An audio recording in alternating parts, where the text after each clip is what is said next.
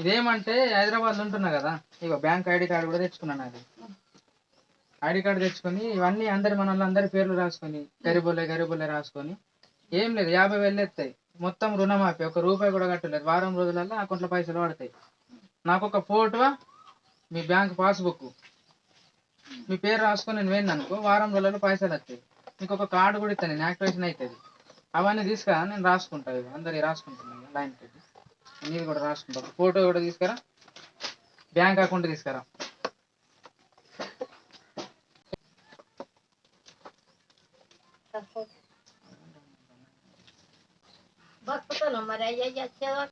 ఏం మరి ఇక్కడ కూర్చుంటా, మరి రాసుకుంటాను. ఇక్కడ కూర్చుంటే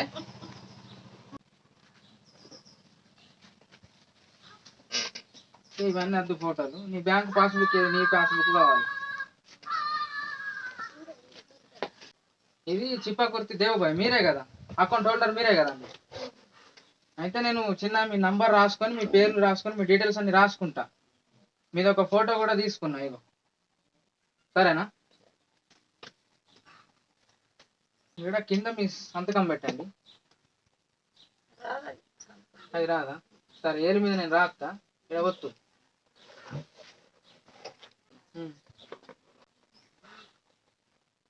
మీకు ఒకటి కార్డు ఇస్తాను నేను, 24 గంటల్లో యాక్టివేషన్ అవుతుంది. మీ మొబైల్ నంబర్ చెప్పండి, మీ ఫోన్ నంబర్ చెప్పండి.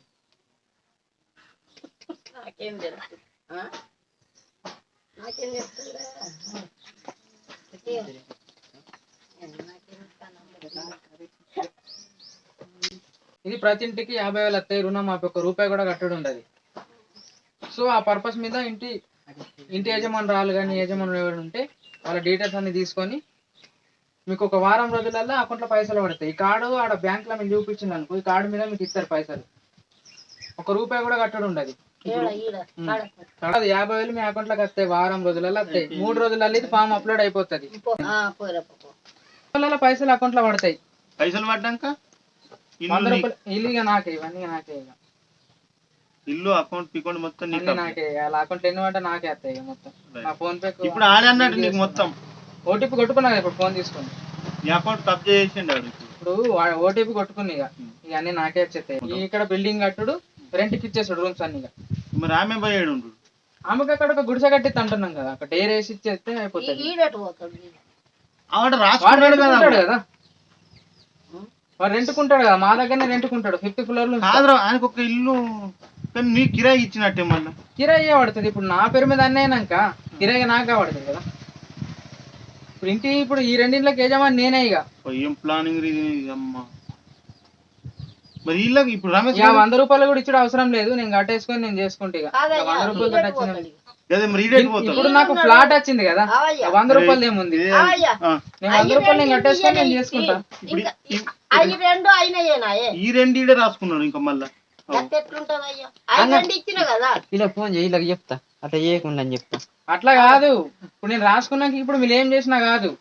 మీరు కేసులో కేసులో పెట్టుకుంటారా, మీరు కోర్టులో కేసు పెట్టుకుంటారా, సంబంధం లేదు. ఇక అవన్నీ కేసులో కేసులో పెట్టుకుంటారా, మీరు కోర్టులో కేసు పెట్టుకుంటారా, సంబంధం లేదు. ఇక అవన్నీ మీకు అయితే ఓకే కదా.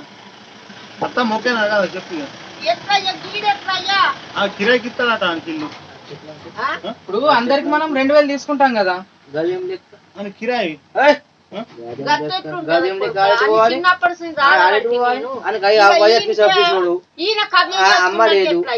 కిరాయి ఇస్తాడట. నువ్వు ఇట్రా అంటే సంధానిస్తాను. నువ్వు ఇట్రా అటు మాట్లాడు. అట్లా నువ్వు ఇక్కడ కూర్చో. ఏమంటే ఈ 2 ఇల్లు నా పేరు మీద రాసుకున్నా. ఇప్పుడు ఆల్రెడీ రాసుకోవాలి. నేను అన్ని అడిగినా కదా. ఫోటో కూడా ఇచ్చింది చూడండి. మీరే చూడండి ఫోటో కూడా. ఇప్పుడు 100 రూపాయలు నువ్వు ఇచ్చుడు నాకు వద్దు. నేను కట్టుకుంటే 100 రూపాయలు కట్టుకొని అదే గేమ్ ఉన్నది ఏదో 5 పీకరాని గేమ్ ఒక్కసారి నా పేరు మీద ముంచి పని ముంచుడు ఏం లేదు. నువ్వు 2 ఇండ్లు కబ్జా చేసుకున్నా. మీరు రండి సార్. సార్ మీరు రండి సార్, మీకు ఒకసారి నేను ఎక్స్ప్లెయిన్ చేస్తా. నాకేమో సో పర్పస్ ఏంటిదంటే మనకు ఈమెకి ఎవరు లేరు. ఇప్పుడు ఈ రెండిండ్లు ఉన్నాయి కదా, ఇప్పుడు నా పేరు మీద నేను రాసుకున్నా, ఇప్పుడు నేనే యజమాని దీనికి. ఇవన్నీ తీసేసి నేను ఇక్కడ ఒక ఫ్లాట్ లేపుకుంటా, నేను బిల్డింగ్ లేపుకుంటా. సో వీళ్ళ అల్లుడు మన ఈయనేమవుతాడు, మన్మడికి మనం 5th floor లో ఉంటాడా 6th floor లో ఉంటాడా ఆయన ఇష్టం. అందరికి 2000 రెంటే తీసుకుంటే మనకి 500 తక్కువ, 1500కు రెంటే. ఇప్పుడు నా పేరు మీద అయింది కదా, ఆమెకు ఒక గుడిసాట కట్టిస్తా అంటున్నా. ఇప్పుడు ఆమె అకౌంట్లో ఎన్ని పైసలు పడ్డా నాకేస్తాయి, అన్ని నాకేస్తాయి. ఇప్పుడు ఆమె మీద ఇప్పుడు నేను చెక్ చేసినా కదా, ఇప్పుడు దీంట్లో మనమరాలకు పెళ్లి చేయాలి, చేస్తావా? ఇంకా ఆమెకు Kalyana Lakshmi so and so ఉంటాయి కదా, వచ్చేస్తాయి, దాంట్లో పెళ్లి చేసిస్తే అయిపోతుంది. ఇప్పుడు నేను యజమాని అన్నప్పుడు నేను చేస్తా. ఇప్పుడు లోన్లు కానీ ఏమైనా పర్పస్లు ఉంటే నేను తీసుకుంటా. నాకేం అర్థం కాలేదు అయినది అంటారు. గట్టెట్టుంటది బిడ్డ ఈ ఇప్పుడు సిగ్నేచర్ పెట్టిన తర్వాత మీ అన్ని డీటెయిల్స్ తీసుకున్న తర్వాత అవి రిటర్న్ రావు. అని చిన్నప్పటి నుంచి సాదుకుంటాను, అక్కడ ఆయనకి ఆధారం లేదు, మరి ఈడ కూడా ఆధారం లేకుంటే ఎట్లుంటది అని. ఒక నెల లేట్ అయినా నేను ఏమనుకోను, 2వ నెలకు ఇస్తాడు కదా, కిరాయి ఇస్తాడు కదా, 2వ నెలకి అయితే నాకు కిరాయి వస్తుంది. ఇట్రా బాబు ఇట్రా. లేదు, ఏం చదువుకుంటున్నావు? 5th క్లాసా? సో ఏం లేదు, నువ్వు నా దగ్గర ఉంటావు. నేను ఒక ఫ్లాట్ తీసుకుని ఇప్పుడు ఇక్కడ కట్టేసుకుంటా, బిల్డింగ్ లేపుతా. నేను 7-8 అంతస్తుల బిల్డింగ్ లేపిన తర్వాత నువ్వు ఏ ఫ్లోర్ లో ఉంటావు నీ ఇష్టం. ఇక అది సరేనా? చిన్న ఒక సంతకం పెట్టు, మనమడైతే ఏం కాదు, నీ పేరు ఇక్కడ రాయి నువ్వు అంతే. నువ్వు పిచ్చగాడి అయిపోతావు మళ్ళా.